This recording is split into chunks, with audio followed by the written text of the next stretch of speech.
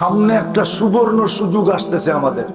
এই মজমা যদি আজকে অঙ্গীকার করে যে রমজান সামনে আসতেছে, আমি জীবনে একটা এরকম রমজান আমার জীবনে রাখবো যে এই রমজানের ভিতরে আমার এক ওয়াক্ত নামাজ কাজা হতে দিব না, ছুটতে দিব না, রোজা ছুটতে দিব না। এই রমজানটাকে আমি আমার জীবনের শেষ রমজান আর সবচেয়ে বড় পুঁজি মনে করে আমি কাটায়া দিব। তাহলে একটা রমজানই এই উম্মতের জন্য যথেষ্ট। এক মাস, শুধু এক মাস না, এক মাস 70 মাসের সমান। 70 মাসে কয় বছর? 5 12 60, 5 12 5 বছর 10 মাস। এক মাস কয় বছর? আবার আরেকটা রাত্র আছে 83 বছর। যোগ করলে কত হইল? 83 আর 5 কত? 88 বছর 10 মাস, আরো 4 মাস, 89 বছর 2 মাস, একটা মাস। আমি একটা যুক্তি দিতেছি, 79 বছরের বৃদ্ধ যদি মারা গেল আর আল্লাহর সামনে দাঁড়াইলো, আর আল্লাহ যদি জিজ্ঞাসা করলো কি নিয়ে আসছিস, তো ও বুকে হাত দিয়া বলতে পারবে এক রাত্র নিয়ে আসছি। আল্লাহ যদি চেতা বলে এক রাত্র, কেন চেতেন কেন? এক রাত্র তো 83 বছর। কোন রাত্র? লাইলাতুল। আমি ছিলাম 80 বছর, 80 বছর থেকে 80 বাদ দিয়া দেন, তারপরে তো আমি আপনার কাছে পাও না, আপনি আমার কাছে পাবেন কোত্থেকে? এই যুক্তি তো সে দাঁড় করাইতে পারে না, পারে না? কি যুক্তিটা বুঝে আসলো না? সামনেই রমজান রয়ে গেছে, নিজেকে প্রস্তুতি নিয়ে যাই,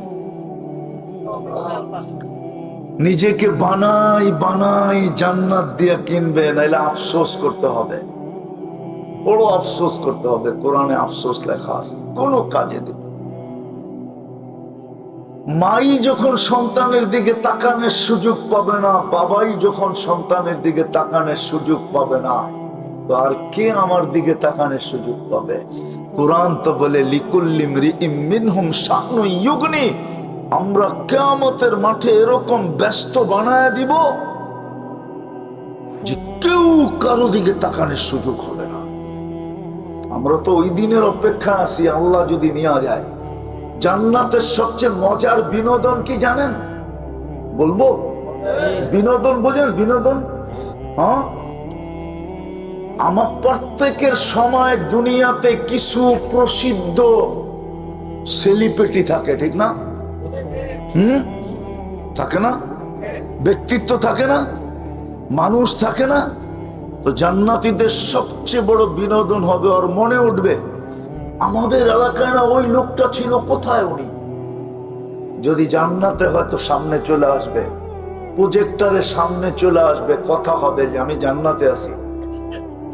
একজন আরেকজনের জান্নাতে দেখাবে, আর আল্লাহ না করো, আল্লাহ না করো, আল্লাহ না করো। যদি প্রস্তুতি না নিয়ে গেল, তো সামনে চলে আসবে, তখন জিজ্ঞাসা করবে আপনি এইখানে গেলেন কি করে? এটা হলো জান্নাতীদের সবচেয়ে জান্নাতের বড় বিনোদন।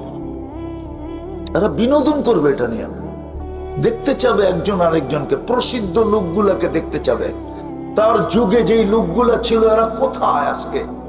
তো জান্নাতে এটা হবে জান্নাতীদের সবচেয়ে বড় বিনোদন, দেখতে চাবে। জান্নাতে হলে তো কোনো কথাই নাই।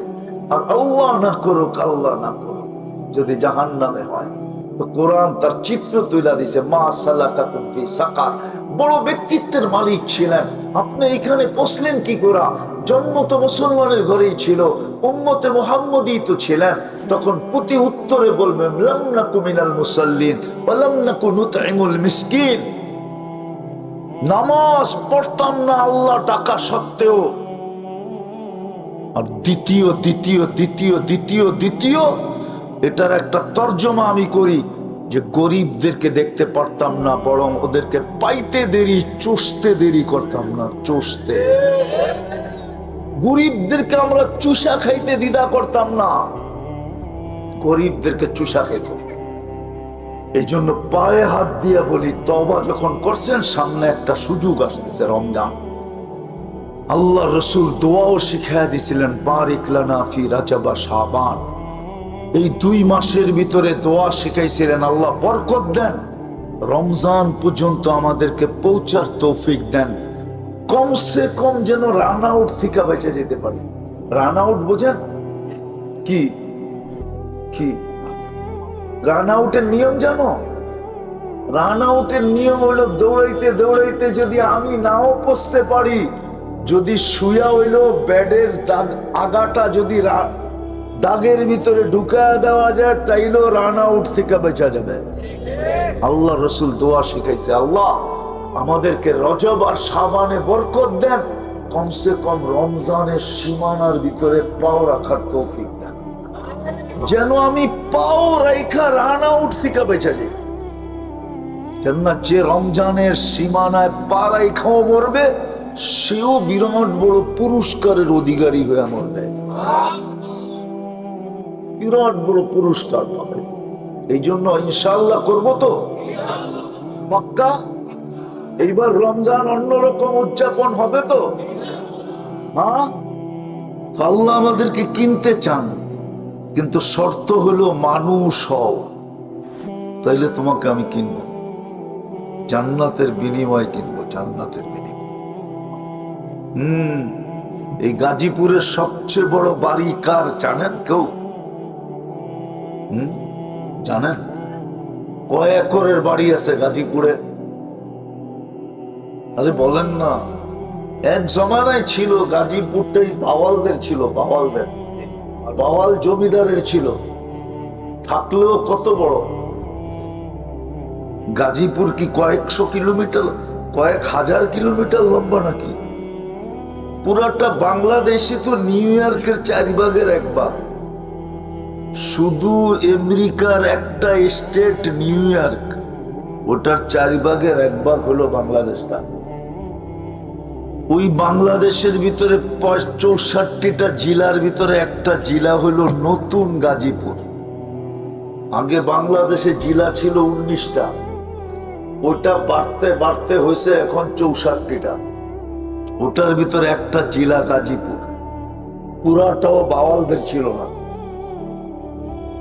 আর জান্নাতের সবচেয়ে ছোট বাড়ি এই দুনিয়ার 10 গুণ সমান। ওটাকে বাড়ি বলে না আল্লাহ, ওটাকে রাজত্ব বলছে। তোকে সবচেয়ে ছোট রাজত্ব দিব এই দুনিয়ার 10 গুণ সমান। কয় গুণ?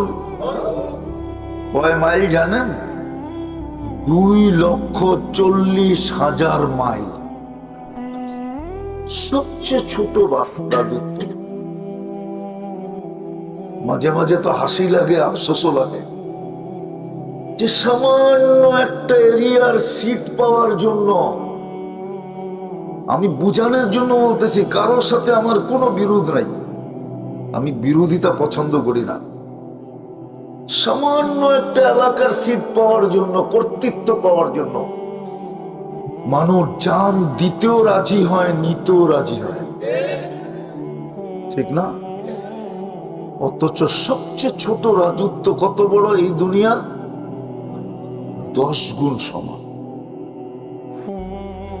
যার মন্ত্রী পরিষদ হবে 70,000 ফেরেশতা।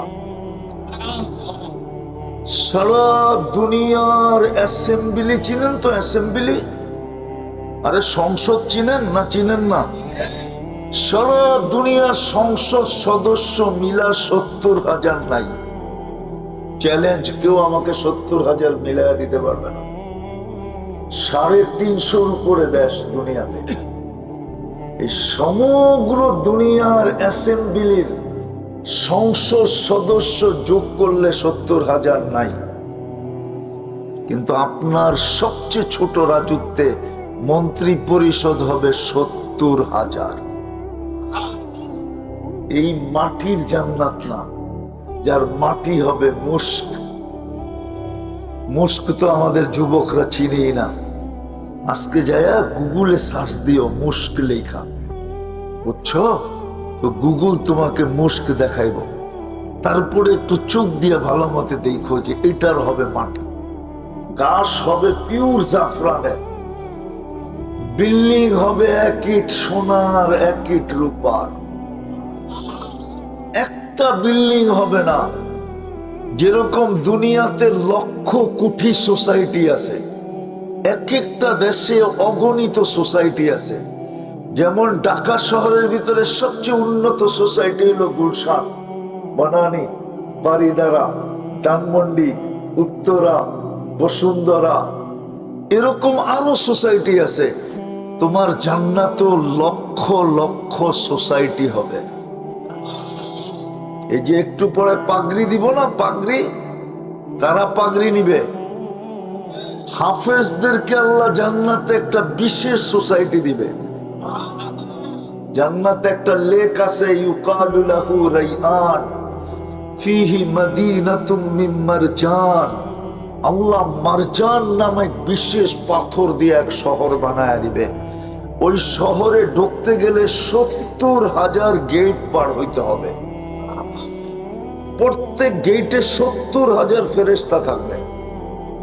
হাফেজ যখন অবকাশ কাটানোর জন্য ওইখানে যাবে, অবকাশ বুঝেন, কোন সময় কাটানোর জন্য ওই শহরে যাবে, তো প্রত্যেক গেটে 70,000 ফেরেশতা ওকে গার্ড অব অনার দিবে। 70,000 গেট যখন ক্রস করবে তো 490 কোটি ফেরেশতার সেলুট দেওয়া কমপ্লিট হবে। কত ফেরেশতা? 400 কয়জনে হয়? 15-20 লাখে, ঠিক না? 490 কোটি ফেরেশতা সেলুট দিবে। শুধু সেলুট দিবে না, সবার হাতে এক একটা উপটোকন থাকবে, মুখে একটা স্লোগান থাকবে। মুখে স্লোগান থাকবে হাদা কিরামাতান লিল কোরআন।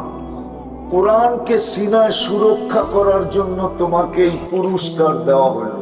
সুবহানাল্লাহ। 490 কোটি গিফটের বক্স পাবে, শুধু একবার না, কুল্লামা দাখাল ওয়া খারাজ। যখন বাহির হবে, যখন ঢুকবে, মা বাবা যখন যাবে তো মা বাবাকে আলাদা সেলুট দিবে, আলাদা উপটোকন দিবে। ভাই বোন যখন দেখতে যাবে তখন ভাই বোনকে সেলুট দিবে ফেরেশতারা। 490 কোটি ফেরেশতা গিফট দিবে। ওই জান্নাত দিয়ে আল্লাহ আমাদেরকে কিনতে চাইতেছে।